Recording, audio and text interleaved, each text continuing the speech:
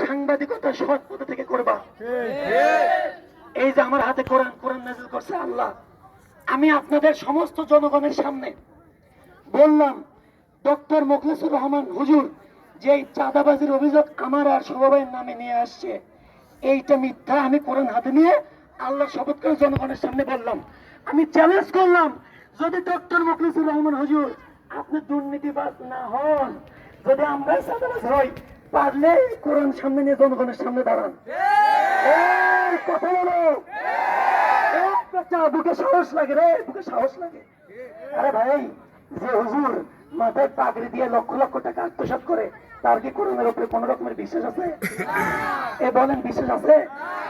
তাই এই কোরআন হাতে নিয়ে দাঁড়ানোর সাহস রাখে না। আমাদেরকে ফোন করে হুমকি দিতে পারে, তাছাড়া কিছু পারে না। এই দেখেন, হুমকি দিয়ে যখন কাজ হয় না, তখন আমাদেরকে বলে তোমাদের নাম করে আমরা মন্দির ভাঙবো।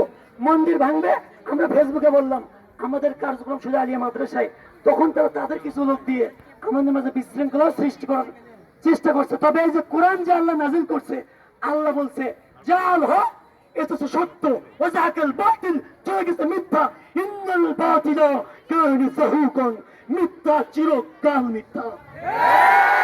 আমাকে মহিমাগঞ্জে কোন প্রাণী চাঁদাবাজ হিসেবে প্রমাণ করতে পারবে না। মানুষ তো দূরের কথা ভাই, এই জিরাইতে আমি বছরের পর বছর ইমামতি করছি। ডক্টর মুখলেসুর রহমান হুজুর যে মিথ্যাবাদী, তিনি যে দুর্নীতিবাজ, এইটাকে ঢাকার জন্যই আমাদেরকে চাঁদাবাজ প্রমাণ করার চেষ্টা করছেন।